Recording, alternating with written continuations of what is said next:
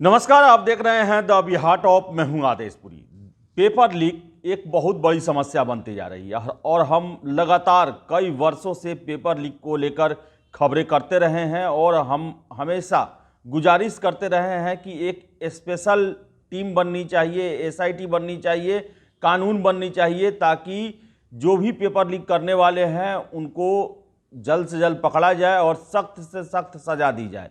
और आपको बता दें कि ये इतना अहम विषय बन गया है कि कल राष्ट्रपति संसद के बजट सत्र के दौरान जो अभिभाषण होता है उनका, उसमें उन्होंने जिक्र किया कि केंद्र सरकार एक बिल लाएगी जो कि पेपर लीक से निपटने के लिए, और ये सभी परीक्षाओं से संबंधित होगी।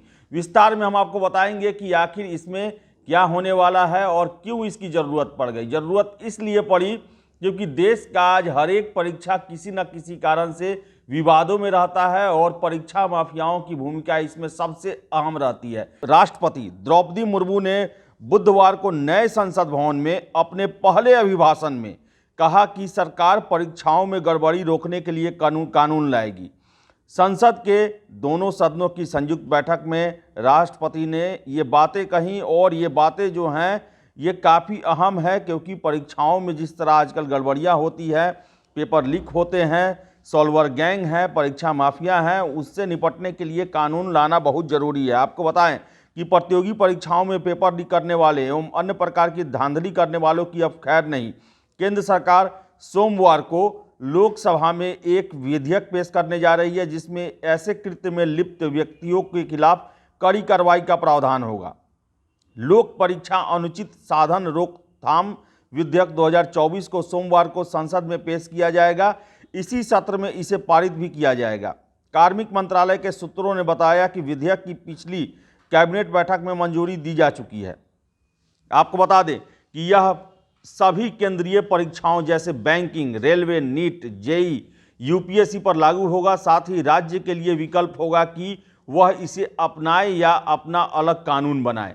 सूत्रों के अनुसार बता दें कि इस कानून में प्रावधान है कि परीक्षार्थी पर लागू नहीं होंगे। इसके प्रावधान जो हैं वो परीक्षार्थी पर लागू नहीं होंगे। यदि वो दोषी हैं तो उनके खिलाफ मौजूदा नियमों के ही तहत कार्रवाई की जाएगी। नया कानून बोर्ड, विश्वविद्यालय या परीक्षाओं में नियमित परीक्षाओं पर लागू नहीं होगा।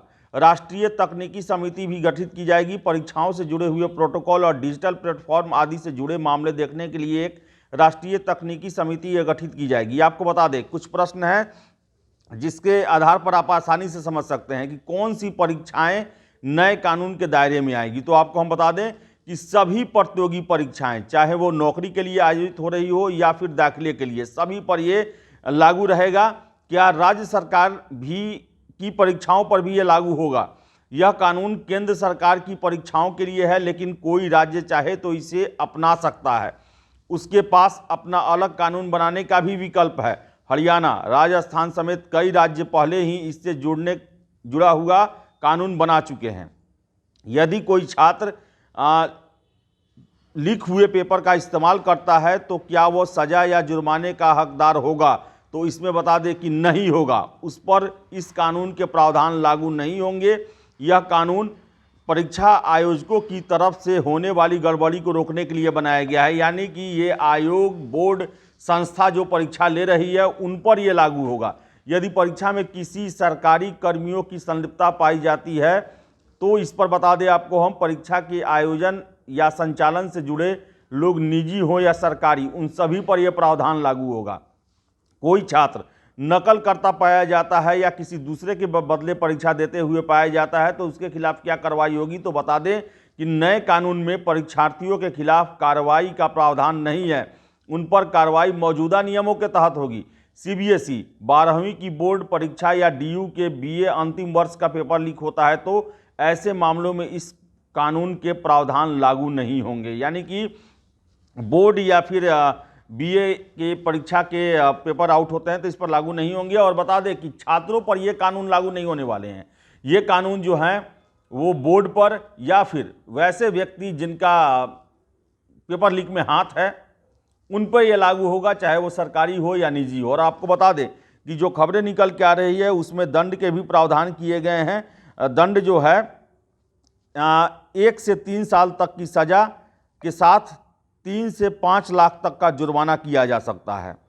और बता दें कि मामले में संगठित माफिया के शामिल होने पर सज़ा 10 वर्ष और जुर्माना 1 करोड़ हो सकता है। यानी कि जो संगठित माफिया वर्ग अगर पकड़े जाते हैं तो उनको 1 करोड़ का जुर्माना और 10 साल की सज़ा हो सकती है। तो बता दें आपको हम कि जिस तरह पेपर लीक होते हैं, अभी देख ले झारखंड राज्य में ही JSSC यानी कि सचिवालय सहायक का वहाँ परीक्षा हुआ और तीनों पेपरों को रद्द करना पड़ा और 4 फरवरी को होने वाले परीक्षा को भी रद्द करना पड़ा।